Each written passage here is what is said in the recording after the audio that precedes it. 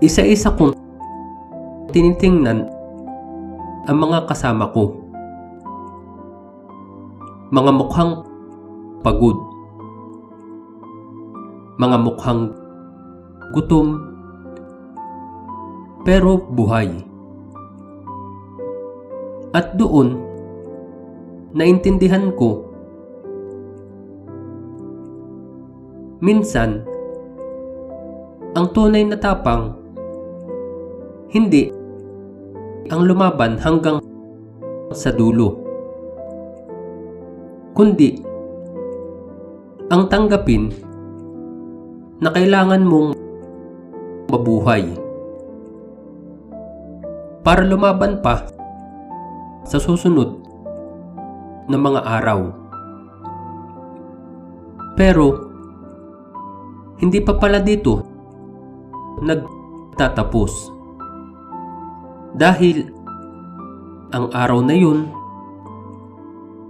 ay simula pa lang pala ng mas mahaba, mas masakit at mas mahirap na paglalakbay.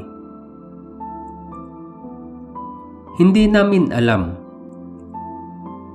na ang susunod na mangyayari ay mag-iiwan ng sugat na hindi na kailanman mawawala pa.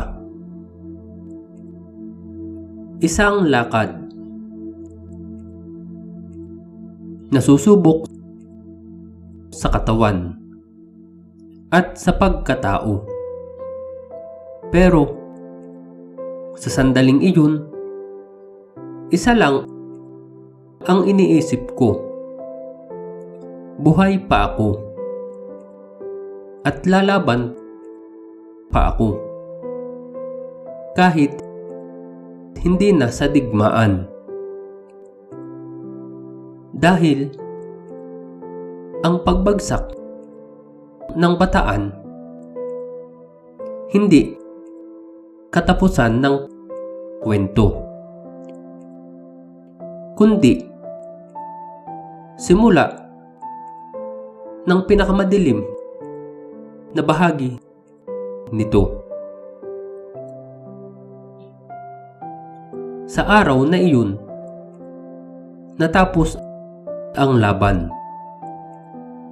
Pero nagsimula ang mas mabigat na pagsubok sa isang lakad na susubok